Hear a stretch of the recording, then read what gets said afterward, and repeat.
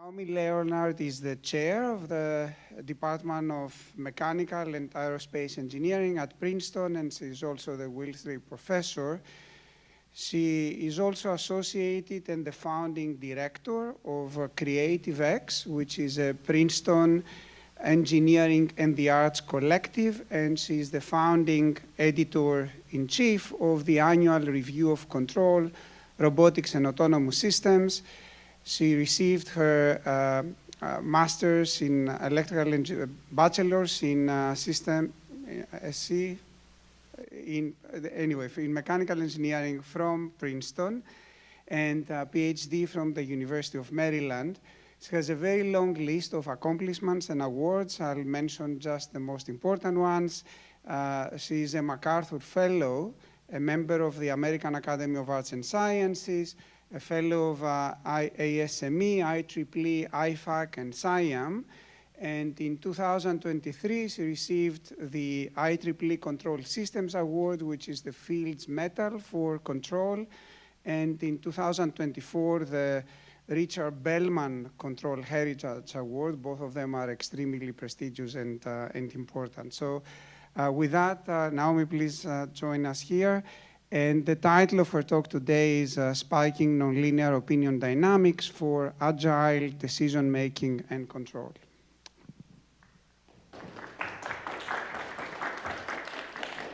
Thanks very much. It's a pleasure to be here, and this is just incredibly spectacular setting.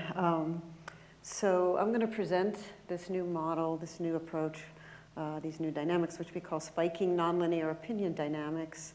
And I'm going to show you how they provide both decision-making and control with a kind of agility that's needed to successfully respond to and adapt to unpredictable and possibly very rapid change in environment and context, even in information received about available options as encountered when operating in the real world. And these dynamics, we call SNOD, what they're doing here is really introducing the reliability and also the event-based nature of spiking systems that's found in biology to the fast and flexible decision-making and control that we've already demonstrated in our previously presented nonlinear opinion dynamics. So I'll tell you a little bit about that and how we make them into this spiking system and what good they are. So here is a beautiful example of the kind of agility that I mean. So this video is taken by a research team in Rome, and it's showing you more than 1,000 starlings that move together in the presence. I think you can see maybe there's a falcon there. So there's no leader, and yet these birds move quickly and efficiently in response to the predator. And they seem to be impervious to what must be a lot of unimportant fluctuations and uncertainty in the environment. And moreover, these kinds of remarkable displays of multi-agent decision-making in the wild, they don't depend on whether the individuals agree. They're not necessarily coming to consensus. They might be sort of disagreeing, for example, about the options, in this case, whether to go left or right and by how much. So one critical feature that we've sort of honed in on of decision-making is braking and decision to avoid deadlock and collision. So as in the case of these robots that are trying to get in across the room, and if they weren't able to somehow agree on whether to pass left or right, without even knowing whether it's best to pass left or right, just literally braking and decision, making decisions, they would end up either in a deadlock or a collision. So braking and decision, as many of you may know, is still a pretty big open problem, which we address here with our approach. And so here, passing left or right, even when there is little or no evidence as to which option, left or right, is better. This simulation on the right shows this robot. So we're looking overhead in a robot that's trying, and it's the red squares trying to make it to the position.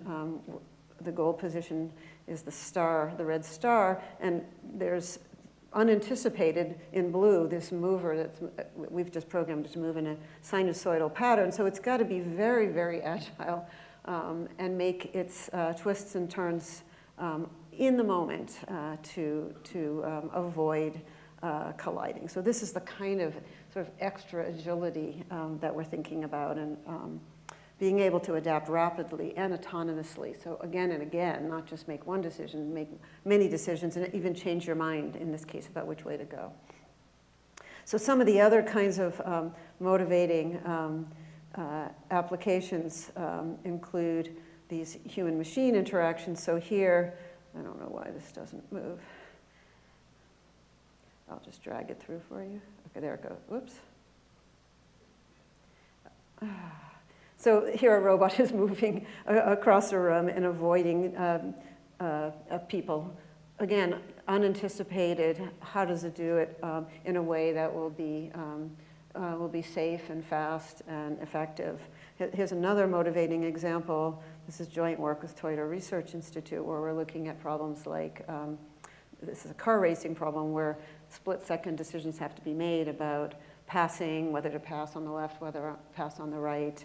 And so how do you do that? These are the kinds of motivating problems that we have for agility. So I just want to start by saying that when I say agility, I'm going to use it to mean that these three characteristics, fast, flexible, and adaptive. And let me tell you what I mean by fast, flexible, and adaptive. So by fast, I mean that indecision, making a decision, happens as quickly as it needs to be. So I don't mean just willy-nilly making a decision, but when the cost of indecision is high, we should be able to quickly make a decision, not get stuck in a deadlock.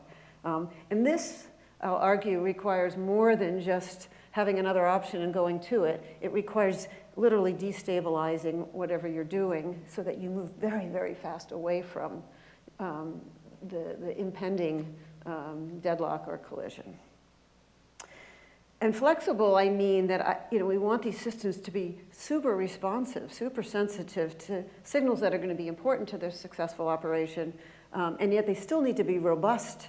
They can't just respond to everything. They need to be robust to fluctuations that might compromise their successful operation. So what this requires is tunability in the sensitivity to input. There should be very sort of facile ways to easily modify parameters so that the regimes in which the system is ultra-sensitive for responsiveness and the regimes in which the system is going to be robust can be sort of quickly navigated. And then by adaptive, I mean that the system should be able to respond to these rapid and unpredictable changes. And this is going to require that this happen autonomously, that sequential decision-making has to be available, and quick changes of mind without some kind of ad hoc resetting of a decision once it's been made. So first we observe that these features of what I'm calling agile behavior, fast, flexible, and adaptive, come about in biology, and they come about through this notion of excitability. So the excitable nature of cellular signaling, and I've shown here just a couple of examples, so of neurons, of cells, and for example, gene regulatory circuits. And this has been explored in a bunch of our communities. So models of excitability represent the analog processes that produce spikes in response to stimuli, and they inherit both the adaptive behavior that we associate with continuous time systems with the reliability that we associate with digital systems. So we're going to get the best of both worlds in this kind of setting. And so here are some of the papers, the early paper by Carver Mead and Carl Ostrom from 1991, where they used this idea of spiking to show how it can be translated into a servo system. The work of Rodolphe Sepulcher and his group on spiking control systems. And then more generally, this community who works on neuromorphic engineering and takes into account what all the wonderful features of spiking neurons can do. So I think the extra little piece of this is when you have a spiking system, you're getting decisions on demand. It's only going to spike when you need it. So you can think about this as an event-based kind of system. So some of the experts in the audience here can comment on this, but the idea is that the spiking is going to be made sparsely in time and as context requires. And I'm just quoting from Carl Ostrom's paper from 2008, where he notes that event-based control is also the standard form of control in biological systems, and he's referring to this. So one of the things that we point out in the work that I'm going to show you is that existing models describe single input, single output kind of spike. So the idea is like to spike or not to spike as determined by some kind of input signal that pushes you across some excitability threshold. So what we do here is think about how we can generalize this so that we can think about a spike in every direction where we have an available option. So we're going to make this sort of a multi-dimensional story. Although today I'm going to focus on just two directions, two options, two mutually exclusive options, like moving left versus moving right. And this is precisely what we saw in that simulation here. So here's just a still from that simulation. And this is the decision state, which we'll call the opinion, positive when the agent is indicating that it needs to go, or when its decision making is indicating that it needs to go to the left, and then negative when it needs to go to the right, and then positive again when it needs to go to the left. And you can kind of see also that based on sort of the magnitude of the impending collision, or in this case collision, it controls the frequency of the spiking. So it twists and turns in this kind of self-tuning way so that it makes its way around. Okay, so I think that to kind of tell you the story of spiking, let me first just back up and tell you the story of what these nonlinear opinion dynamics are, because it's really the foundation for the story. And so this decision-making story, this is joint work with my former PhD student, Anastasia Bizieva, who's a new assistant professor at Cornell, and my longtime collaborator, Alessio Franchi. He's at University of Liège in Belgium. And so we look at a set of N sub A agents with a communication network like I've drawn here. So here the edges of who's communicating with whom are blue when they're positive, they're red when they're negative. They can be unidirectional or bidirectional. This AIK is the weight on the edge. It refers to the weight that agent I puts on the information that it's getting from agent K. We also consider networks of options. It's in the social psychology literature, it's called the belief system network. So if you're for one option, you might be for the other, or you might not be for the other. So you can set this kind of thing up. As I said earlier, we're going to just focus on two mutually exclusive options today. So the starting point to sort of write down this decision-making and control model is to think about decision-making as a nonlinear dynamical process. It's going to be a process that evolves over time as a function of these decision states. And so for every agent I, we'll think of a real valued variable, Zij, which is the agent's opinion about option J at time t. And the more positive it is, the more the agent I is in favor of option J, the more negative, the more agent I disfavors option J. When it's zero, it's in a state of indecision. It's completely neutral about that option. But we also introduce another decision variable, which we call attention. So agent I has a non-negative attention, and this you'll see shows up. It's essentially the gain that the agent is going to put on this information that it's getting from its neighbors and maybe itself about its opinions about other options. So Z, bold Z, will be just the vector of all these opinion variables. Bold U will be the vector of all these attention variables. And so this is sort of the full-blown dynamics. The first equation is the rate of change of agent I's opinion about option J. So that dot is just ddt of Zij. The first term is just some kind of damping term. If everything else is zero, it just regulates you at neutral. You have no reason to form an opinion. So that's a negative feedback. The Bij is some kind of input, some stimulus, or it could be like an internal bias. And And in this case, if it's positive, it's evidence in favor of option J for agent I. If it's negative, it's evidence in disfavor. If it's 0, we have no evidence. B would be the vector of input, all these inputs. And then sort of the all-important term is this positive feedback. So this is a step sort of diverging from diffusive coupling, right, which is slow. We want to make things fast. So this is, and this has very much the feel of biophysical models of decision-making and computational neuroscience. So, for example, and elsewhere. But so inside here, I am summing, for example, the weighted, here, this is the weighted sum of agent K over all the agent K's opinion about option J. This is the weighted sum of agent I's opinion about all the other options besides J. And then this is the sum of other agents' opinions about other options.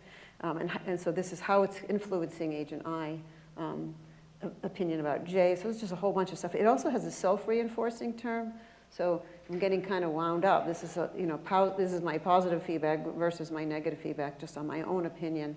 And then this thing that I called attention is a gain on all that stuff. And then the other important thing is that we apply some kind of odd nonlinearity to this. Okay, that's sort of the key nonlinearity here that makes all the difference. We use, I mean, it doesn't have to be this, but we use a saturation function. I'm just showing you hyperbolic tangent here. So it's basically saying like all that input is getting treated as it is if it's small or moderate. It's just if it gets too large, I'm going to cap it at 1 in favor. Or if it's getting too negative, I'm just going to cap it at -1 in disfavor. The second, oh, I have all those. So the second equation is how I change my attention. So the attention here has, I mean, it can have a time scale. It has a basal value of u sub naught. So if this is a positive feedback term, if ku is 0, then attention just stays at some particular level. But we're interested in also what happens when there's positive feedback. So if there's some little input to somebody and their opinion starts to grow a little bit, that's going to get me engaged in the decision-making process. So my attention is going to grow, and it can snowball with this additional positive feedback, maybe enough so that everything will cascade, and maybe not. So you can start to see thresholds emerging with these tensions between negative feedback and positive feedback, which is really ultimately our story. And so to kind of focus in on that story, let's just start by looking at a single agent, or you could think about it as like a well-mixed population, which I'm going to represent just by a scalar opinion. So Z is just this individual positive in favor of option 1, negative in disfavor of option 1. Let's say if there's 2 mutually exclusive options, then when it's negative, I can say it's in favor of option 2. When it's positive, I can say it's disfavor of option 2. So I can just do everything with just one scalar for this single agent making decisions, forming opinions and making decisions about 2 mutually exclusive options. And so this is the same equation you just saw before. Here's the negative feedback. Here's the positive feedback. I'm only left with this sort of self-reinforcing. So if it's a well-mixed population, you can think about, these are the connections among us, or you can just think about, I'm getting wound up by myself. And so you can see the picture here. Here's our inputs. Here's our inputs B. Here's our output. This is the decision. Here's my negative feedback from the D term. Here's my positive feedback. And then I have the second additional positive feedback, which is on the gain on the positive feedback. So super, super positive feedback. And I'm going to just set that time constant to 0 just to make things easier to present to you. But so here U, attention, is equal to the basal value plus this feedback term, which is just proportional to Z squared. And I can even just plug that in and write this whole thing as just one scalar equation. So I've just plugged in for U this expression to get this. And I'll rewrite it here. And so a bunch of things we can do pretty easily to start. Let's just turn off the controls, the input. Suppose nothing is, we have no evidence, right? We just have these dynamics, and we're interested in what can happen. Can we still get large opinions from small initial conditions, for instance, or even noise, right? Is that going to help us break deadlocks and things like that? So this result just says that the solution, you can see when B is equal to 0, Z equal to 0, this neutral position is always in equilibrium. we can take a Taylor series expansion about z equals 0, our neutral, and this is what it looks like. And I've left in the linear, the cubic, and the quintic term, because that's going to govern everything that can happen. And the first thing that we can check is that we have a singularity. So the Jacobian, the linearization is actually 0 when U naught is equal to d divided by a. That's when the linearization of the negative feedback and the positive feedback are equal, right? They just cancel each other. So we have a singularity there, right? So it's like the input-output map is blowing up, super sensitive, super nice, super interesting. And when U naught is less than that value, neutral is stable. When it's greater than that value, it's unstable, really easy to double check. And so, but what more happens? So we want to look at the coefficient of the cubic and the fifth order term, because that helps us sort out the stability of what other, and it turns out there are other equilibria that exist. So with nonlinear systems, we can have multi-stable systems, which is kind of what all this idea of switching is about. And so it turns out that we can prove conditions on this feedback gain that determines not only that we have these different kinds of pitchforks, but how they change. So by pitchfork, I mean the picture that you get if you plot the steady state solutions, the equilibria, as a function of the value of this parameter U naught. Okay, so let me just show you what that looks like. Here's a little video that my student made, which shows you as KU grows, Z on the vertical axis, when I'm plotting for you, are the steady state equilibria for different values of this parameter U naught, right? And the critical value is that d divided by a right there. And you can kind of see that when KU is small, we're getting these blue pictures. Here, okay, what I'm drawing in solid is stable solutions, and it becomes unstable. Remember, when U naught gets larger than its critical value, it's stable when it's smaller. But when it becomes unstable, we get a symmetric pair, because B is equal to 0, of another pair of solutions. So it's sort of like it's forming a pretty strong opinion in favor, or it's forming a strong opinion in disfavor, or in favor of the other option. And this is unstable, so on either side of this, even a little noise off of this equilibrium is going to push me up or push me down. So it's already, we call this an indecision breaking bifurcation. We're breaking indecision right here. What's really neat is if you crank up KU a little bit more, you get what this is called a subcritical pitchfork, and we get tri-stability. So we even get the, we're even going to get the possibility of making decisions when U naught is smaller once we introduce input. So let me show you that picture. Okay, so here's that picture I just showed you. And I want to interpret this line. Remember, this is our indecision solution, right? Stable until U naught is greater than U naught star, and then it becomes unstable. So again, solid is stable, dashed is unstable. And you can think about these as slices. So for a particular value, like in the green region, if your initial condition is here or here, you're going to just stay neutral. If you happen to already be in favor, you're going to stabilize up here and likewise down here. So literally, here's a simulation. If I start, these are just two different initial conditions. They both are going to converge to neutral. If I start them over here with a higher U naught, a higher basal attention, they're going to flip a coin in this case because one was maybe bumped up a little bit, one was bumped down a little bit. This is what happens when I introduce even a tiny bit of anything non-zero. I'm going to get this picture. And this all comes out of this beautiful bifurcation theory. We know that this picture, this is what the picture is. So what this is saying is that, I have kind of this, this little breakaway. If you kind of look on the outside edges of this, looks like it looked before, but now we have this really interesting situation. So a little bit of positive input makes things more in favor of, as it should be, of this option one being the one that's selected. What's really kind of cool is, like, if I look at those same initial conditions here, now haven't changed the attention. I've just had a little bit of input, and boom, both initial conditions only can, go to this exponentially stable equilibrium. So they both, no matter where I've started, I'm going to make this choice because of this input. And if it had gone the other way, it had negative input, they both would have gone down. And if I had started over here, though, it wouldn't have been enough input to get me past that threshold. So you can see that there's a threshold on the amount, like the magnitude of the input, to trigger this big event, right? So we're getting these large formations of opinion, but we're getting it only when the input is above a threshold.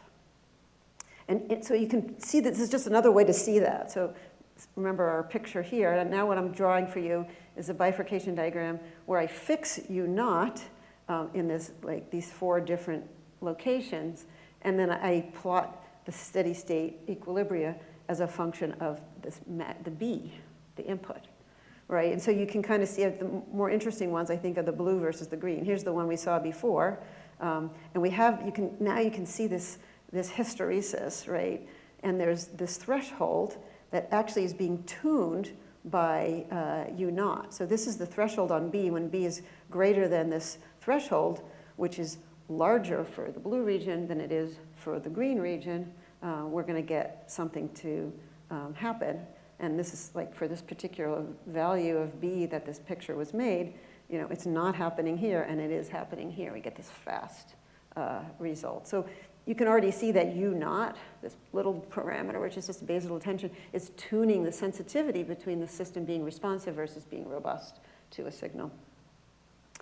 And so we can think already about this we can use this for control, right? If we think about this decision or this opinion guiding the control of a plant,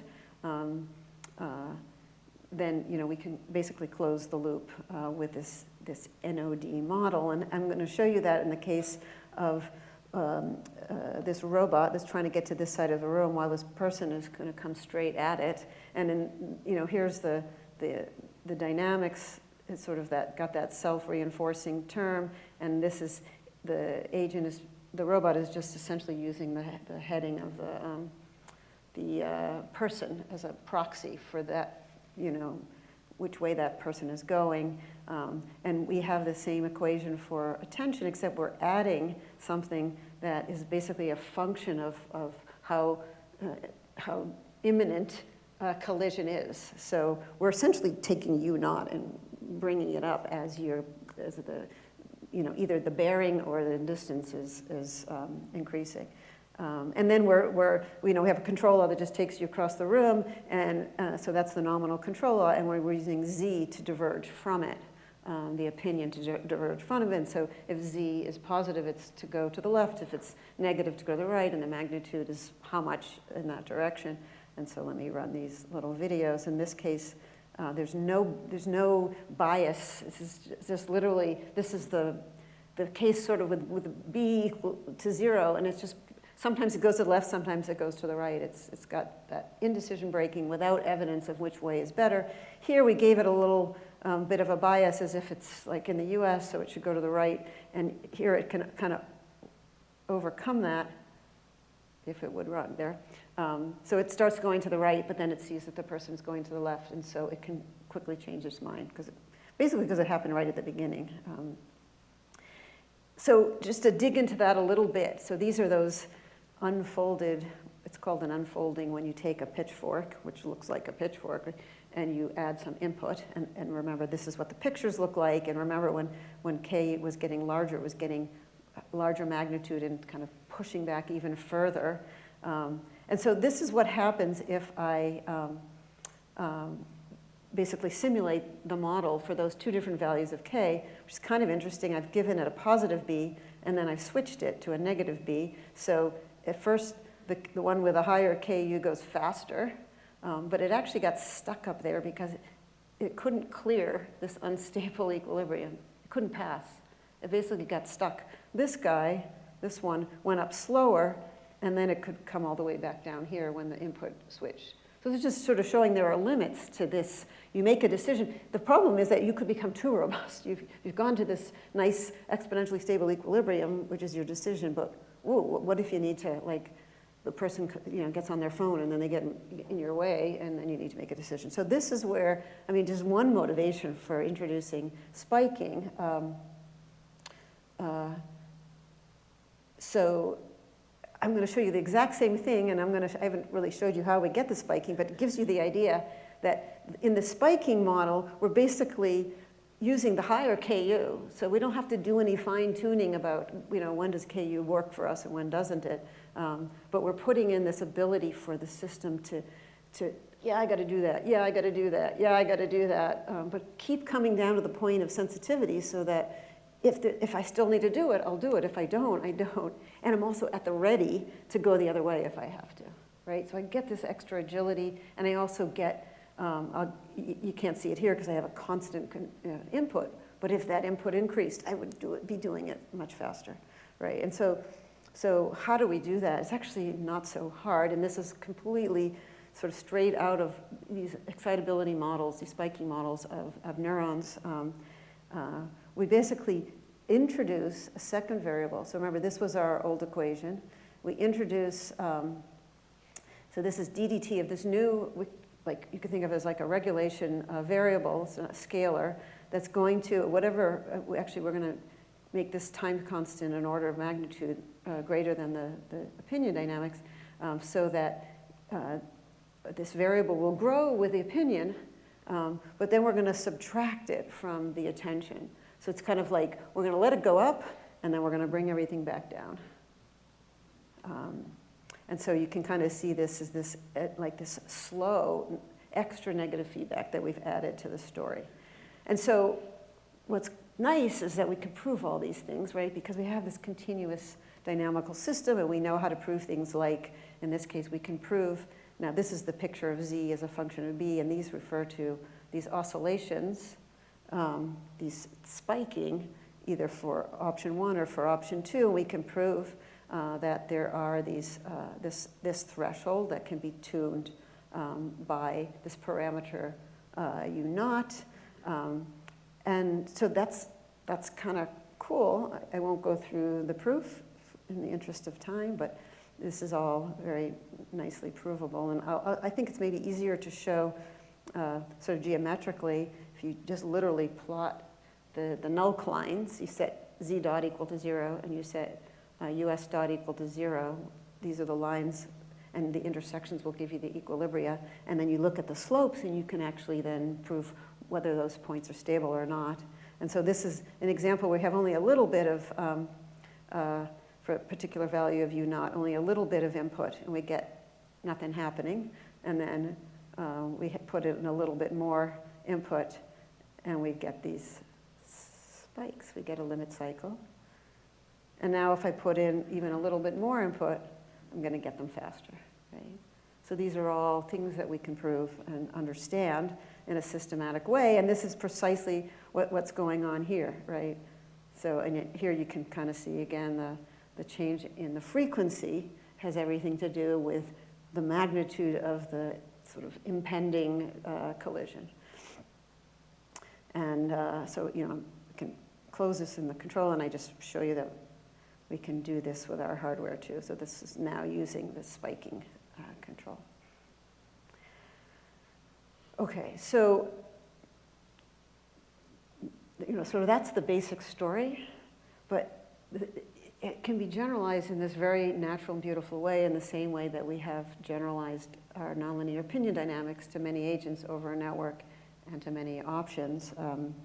So I'm going to, again, just stick with 2 mutually exclusive options. So for each agent, I only have to have one state. So Zi is positive if I is in favor of option 1, if it's in favor of, it's negative if it's in favor of option 2, and so I'm just summing other agent opinions. I have a self-reinforcing term. I've plugged in this attention. Now it's just going to depend on its own opinion. Okay, so here we can prove a bunch of things. And so, for example, if the adjacency matrix, the matrix of all the AIKs, has a simple largest real eigenvalue, we'll call it lambda max, and a corresponding right and left eigenvectors V max and W max, we can do this reduction that I can tell you about offline, which is really lovely, which takes this high-dimensional system and reduces it to the scalar equation that defines those equilibria. Because this, we can prove that a pitchfork is happening, but it's only happening along one dimension in this n-dimensional space.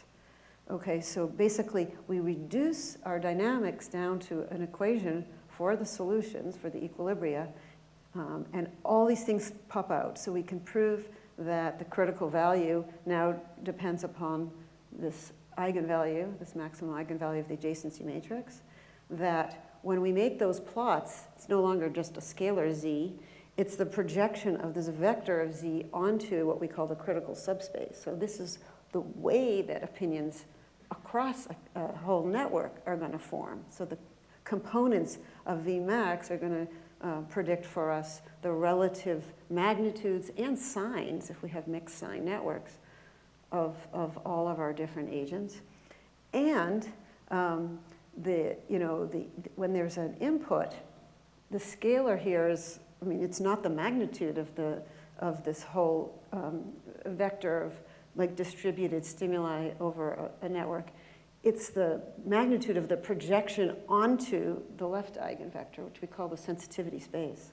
So what's kind of interesting is that merely by, you could tune a network so that you could reject signals, even if they're large, that come in that are transverse to the sensitivity space, and pass signals that are, even if they're really small, as long as the projection is over this threshold that's tuned by U naught, as long as they're, the projection onto Vmax is big enough.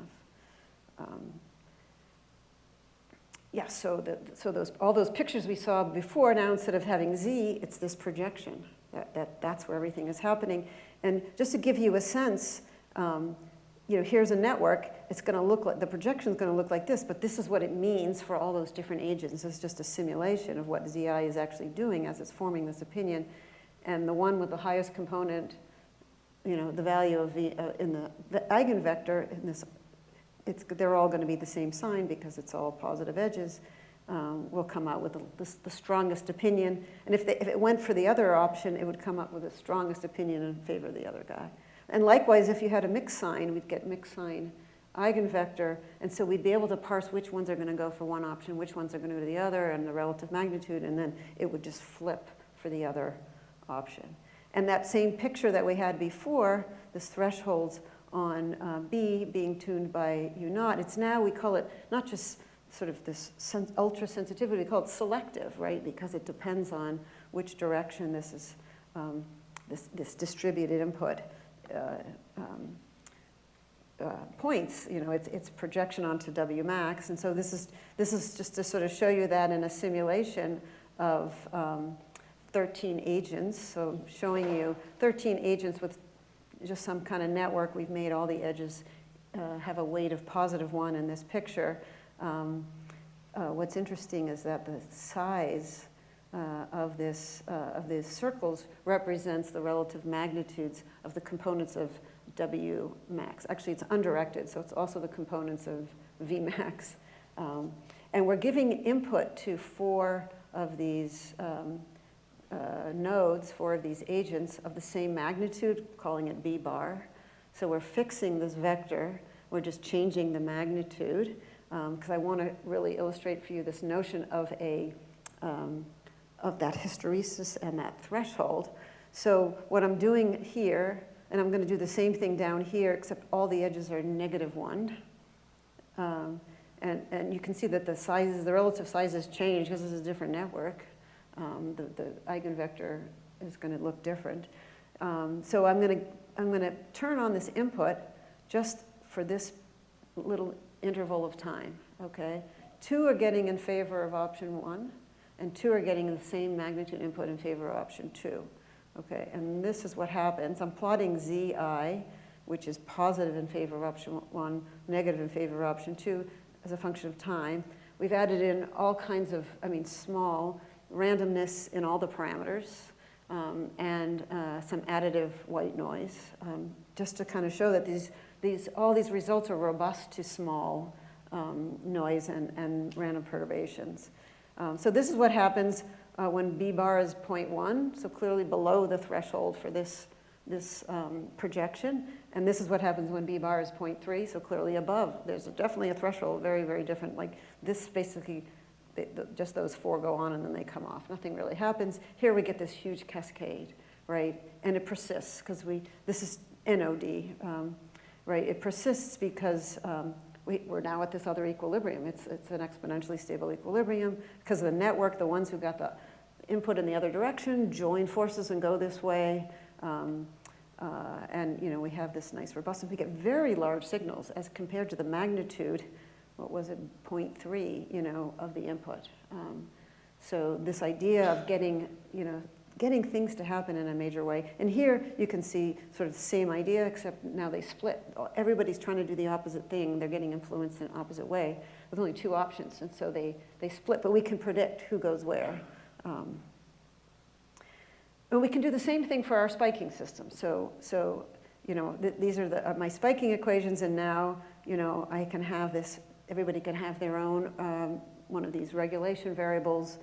So this is just sort of the natural generalization of what we saw before.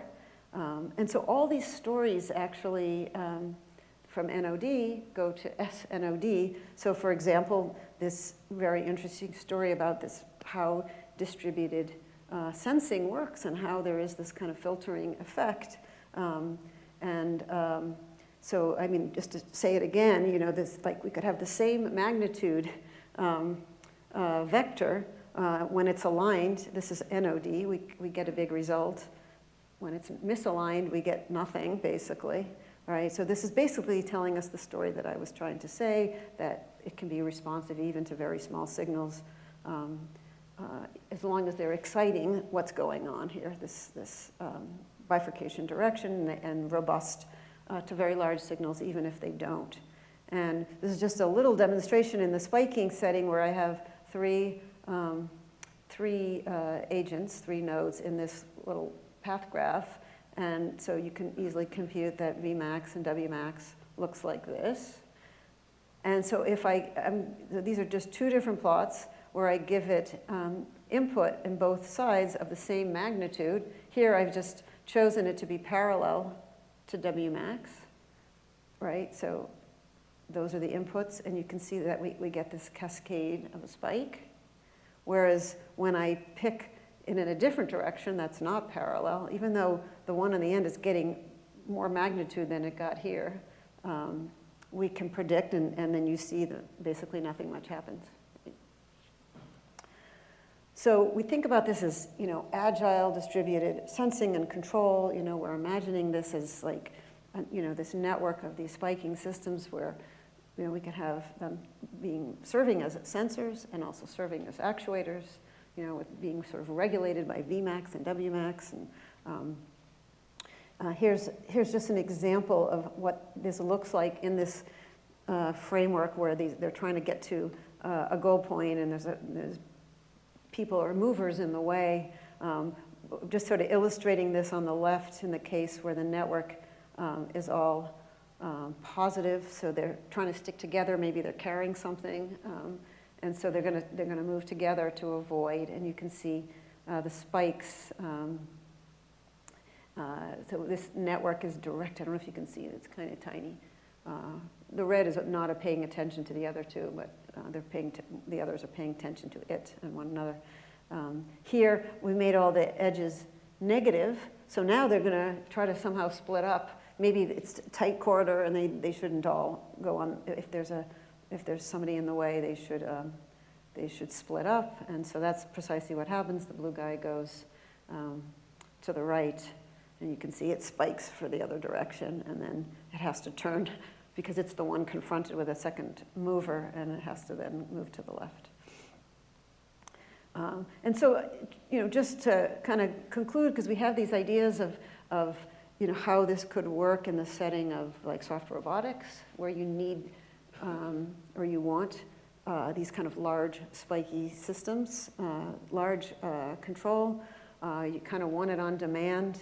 What we've done here in Hung Kal is a former postdoc who led this work. We have a paper that was presented. She presented at MTNS last year. And this is just a little sort of baby example of it, but it's sort of two masses that are meant to sort of represent like an inchworm crawler. So there's a spring and a damper and a force that's controlled by a voltage is coming out of this circuit. And the friction is unidirectional, kind of like these inchworms, so that when you expand, this guy moves and this guy doesn't move backwards. And then when you contract, this guy moves and this guy doesn't get pulled back much, right? So you can kind of inchworm your way around, as you saw in this video. But the idea here is it's not yet our SNOD, it's just a simple, it's actually a Fitzhugh-Nagumo oscillator. So, but we can make it endogenous in the sense that the voltage that comes out drives this, this actuator between the two masses, but what drives as input, the current coming in is actually the strain, so the distance, the distance between these two. So it's self-regulating itself. You can even build in this little circuit right on board. This is heading in the direction of neuromorphic kinds of things, but it can self-tune. Essentially, these are, that are spikes that are giving us this kind of, sort of the fast switch, and then sort of the slower recovery. So I'll stop there to leave a little time for questions. I'm very grateful to my group, my family, and my funders. Thank you.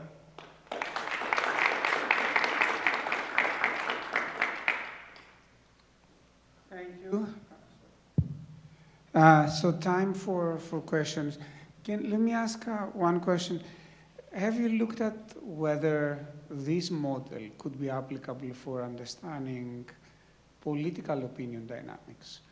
And yes. I guess one question is, what may be parameters of the attention and maybe the network structure that may lead to polarization versus converging to one opinion? Yes. I don't know, that wasn't a plant, but we do have a 2021 paper, PNAS paper, on using this model to explore hypotheses in the literature about, this was about the asymmetry in political polarization in the US Congress. We were looking at data. I was working with two political scientists, Anastasia and Alessio, and we were looking at data from 1959 to 2019. And the idea was to try to make it, completely fair in the sense of not building in any asymmetry and not choosing any, trying to make everything as neutral as possible and only let it be driven by the data that we took in, which was they call it policy mood. It's just the way the whole, it's very crude, it's the way the whole voting population moves left and right in response to the previous administration. And, I think what our political scientist colleagues had told us that no one had ever really looked at it this way, because it's not a perfect sinusoid, as you can imagine. The magnitude and the period is variable. And so we were hoping that kind of, that asymmetry in that could be shown. And and the output, what we compared to was this, what is it called? It's the it's the voting records, left or right, and the magnitude of the in the Senate in Congress, and so these have been collected for that period of time, and the two hypotheses were one had to do with they call it it's like a self-reinforcing term. It's like in-party discipline. It's sort of like, if you vote with me, I'll give you some of these funds that I have, and or lobbyists and exerting influence. And so one was just that it was that was driving the polarization rates, and that perhaps in one party more than the other, and that's why it was asymmetric. And the other one had a notion about it being reflective partisanship is the word they use. It's more like, oh, you're becoming more polarized, so we're going to become more polarized. And so we studied this, and the null hypothesis was that, you know, it wasn't a nonlinear kind of effect at all. It was sort of just coming in as that additive input. So it was really like our self-reinforcing term and our party. But we haven't yet done the whole network story. So it was much more at the gross level of parties. And we actually showed that the reflective partisanship wasn't going to work in the sense that it was too symmetrizing to give you the asymmetry that you needed. But it was super, super interesting, super kind of depressing, but you know, it kind of motivated us to try to understand, like, you know, if there hadn't been Newt Gingrich, or if there hadn't been this or that, you know, because we could see these like nonlinear jumps at certain points when certain people had a lot of influence. So, you know, we may go back and try to do things like take out what if that person hadn't been there and that kind of thing. Okay. Question?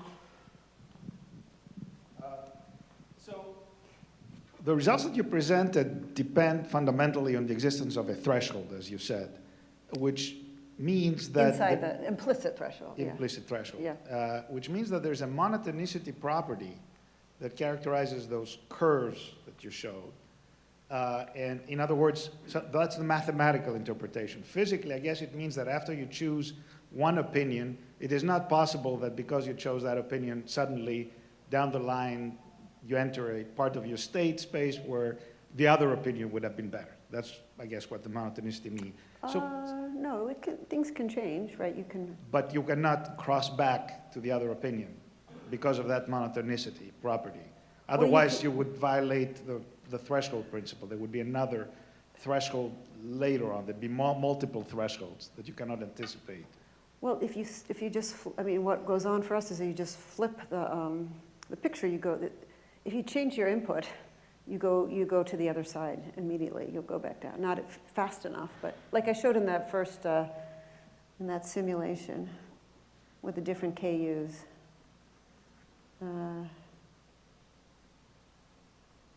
Yeah, you get the input for the other side. The solution that you're at is no longer a solution. You go in the other direction. But in some of the earlier plots that you have, the curves, I think there were some blue like this. curves. So if you're, you know, if B changes sign, you go from this picture to this picture. So where you were up here, it doesn't exist anymore. It just could take you a long time to get down here. Okay, I guess the essence of my question is it possible that there are multiple thresholds? So if you commit to a threshold early on in your trajectory, you cannot recover anymore because you already chose the wrong path. And I guess the question is, what kind of property is hidden, perhaps, in the kinds of systems that you're considering that give you this nice, what I call monotonicity property? No, it's an interesting question. Perhaps going back to Yanis's question, the answer might be that we're dealing with fairly simple, understandable dynamics for physical systems. And when it comes to, you know, human, yeah, that's the curve I'm thinking of.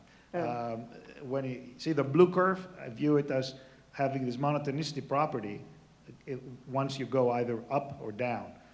The blue curve doesn't do, yeah, the blue doesn't curve oscillate, for example. Yeah, the blue curve is our that's the attention. Yes. That recovery variable, which was So just like U is like changes like Z to the fourth. That's what this is, right? Okay. There must be some property there that's perhaps doesn't apply then to more complicated systems with, you know, complex dynamics like human opinions and so on. Yeah, no, it's an interesting question. Yeah. Okay, so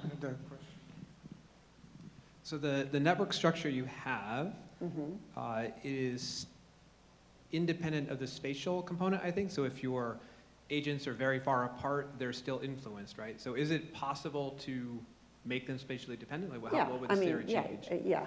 I mean, here I was just showing you just a made-up, any old network, and that you can compute things about it. But that story is something that we're looking at because we're trying to, I mean, it's interesting just period, right? That's a big interest of mine, is like how the dynamics connect to the network and how that loop closes. And so we're looking at that in the case of like lots of robots that are moving around each other, and how we might have them represent edge weights as a function of distance, or, you know, we can even have them change attention, which also is kind of a multiplicative factor there on, you know, not just distance, but like the bearing angle of you on me, like the, you know.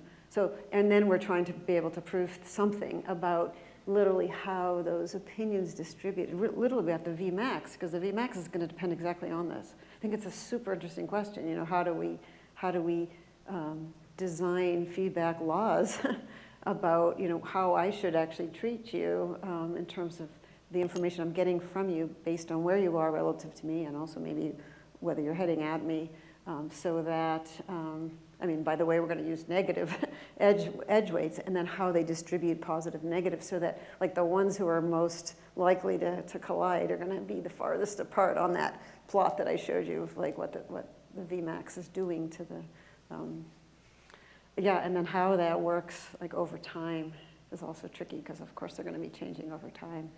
Right, and at a time scale that matches the other stuff, so I don't think you'll be able to do a nice separation of time scale and say they're relatively fixed, right? It depends. It depends how fast they're, yeah, they're changing their weights. Yeah, I mean, as soon as they move, their weight changes. But I mean, maybe we can slow something down. I don't know. Yeah, that's a good question. So my question, so I'm interested in spiking things because that is the essence of, you know, neuroscience in a sense, and neural coding and all the things that real hardcore folks study. It looks to me from the models that you might be able to do everything you did without having any oscillatory dynamics. Am I missing something? Well, I mean, this is what I was kind of, let me just see if I have, I was trying to weed out my slides. Let's see. But I have slides. Let's see, maybe I can do it this way faster. I have, oh, what did I save here? What did I not save? Oh, maybe this one. So, I mean, this is just kind of to show you an example of, on the left, where NOD, you know, has to change its opinion. I think we missed the video. Oh, weird. Okay. This view should work? Okay. Okay. Yeah, so this is showing you, on the left is our nonlinear opinion dynamics without the spiking. So Yeah. Sure enough, yeah, it goes the right direction. And sure enough, when, you know, this person or whatever it is, the black arrow, now sort of forces his turn, right? This is, I mean, I don't know if this is exactly what Christos was talking about, but, you know, so it's making a choice to go to the right, and now it slowly makes a choice to go to the left, but not fast enough. Whereas this idea of it basically returning to the sensitive point so that we're at the ready to go whichever way we need to go. And if we continue needing to go to the right, you know, we'll continue to do it. So, I mean, this is an example of where I can't quite do it without the agility that I get with spiking. Okay. So, all right. So the spiking is kind of a hedging. It's always going back to someplace that it can go either way. Yeah, it's going back to this point that's like the ultra-sensitive point that it needs to be, or near it, like near enough so if I need to make a decision, I'll make one, and I'll make one fast. So this is the kind of thing that cognitive psychologists would think about. Have you Absolutely. talked about this? Yeah, I mean, Yeah. I talked to actually we have a new conversation. So I talk to John Cohen a lot, but Sabine Kastner, I don't know if you know about her work. It's super fascinating. She's also a cognitive neuroscientist, and she does experiments with primates and with humans to understand oscillations in the brain. And she has these beautiful results that's taken her a long time to get the community to accept about the role of oscillations in the brain in making us more flexible in our ability to pay attention to all the crazy things we have to pay attention to. And so, yeah, we're in conversation. Actually, she and her postdoc just read this paper and are kind of excited about, using it to unpack their stories. Okay, so I think we'll take one more question. Hi, so it looks like these examples just have binary opinions. Is there a way to scale this up to more opinions, maybe to go up or increase the dimensions? Yeah, when I showed you, and I went sort of quickly through it, that's a great question. That's, one of our next goals is that, we think about multiple. Oh, gosh. It's funny that it only likes one kind of view. Okay. Yeah. So, this is the story when we can have multiple, as many options as you like. I mean, it's definitely not as easy, but we have this new paper. Coming out in the first word is multi-option, I think, coming out in TAC. It's up on archive, where we understand for multiple options. So we have this term here where we have a network among options, J's and L's. So this is the influence of agent I's opinion of L on its opinion on J. And so, in fact, in the car racing example, there are two pairs of mutually exclusive options. Actually, in that example, we're using a neural network to learn to do the tuning, to learn kind of in real time. Plus, we have some training data for these car racing drivers. And there, essentially, what emerged was, a positive edge. So it was sort of like two mutually exclusive pairs, it's like left and right and pass and follow, but then a positive edge between pass and pass on the right. And that emerged at that moment that, okay, it was safe to pass and don't pass on the left, pass on the right. So the idea is now, and so we know we can do everything. So all those plots I showed you of like how opinions distribute among two options. I can show you plots, and they're in our papers. I just don't have them in this slide deck, of like how one agent distributes their opinion about all of the options they have, and that's all predicted by the eigenstructure of the adjacency matrix for for this guy, or the Kronecker product. And we can actually prove things about when you get oscillations, because you don't always get a pitchfork, sometimes you get a hop bifurcation. So in the pitchfork, the Jacobian of this high-dimensional system has one. We prove that at that place where we get this singularity, we have only 1 0 eigenvalue, right? And so that's how we end up being able to prove everything about lambda max. And but you can also find conditions under which you get a pair that crosses the imaginary axis. And so that gives you a limit cycle, and we can prove that we get stable limit cycles. And then all these guys, doing their thing, we can prove based on the network structure, the relative phase and amplitude of those. And that's actually super interesting for a number of different kinds of applications too, when you have multiple options especially. Yeah, so thank you. I mean, one of the things, so I didn't have time to talk about it, we have another new paper. This paper has just come out in LCSS. We have another new LCS paper where instead of confining ourselves to look at finite number of options, we're looking at a distribution, continuous distribution of options around the circle. So think about like all possible headings, right, or maybe pixels, because we're trying to think about input-output systems in the perceptual decision-making setting. So now instead of just like, there are two people there, now a person's going to have some volume or at least some area, right? And so I can maybe now distinguish between like somebody coming at me and somebody moving away from me. Or in the paper we use the example of like, you know, a robot trying to move between people like that are in a line or in a circle, like at an airport, you're trying to get, the robot's trying to take the bag somewhere, and that those gaps can change, right? Because like I might move up to stay with my family, and then, so the robot needs to navigate, they have to do things like brake and decision, they shouldn't be flip-flopping, they should stick with the decision as long as it's still good, but they should switch if like this one closes up. And so having this, you know, if you have like, you know, some kind of a visual field, how do you form opinions? So then it isn't a network among options, we define a kernel. And it's not a sum, it's an integral.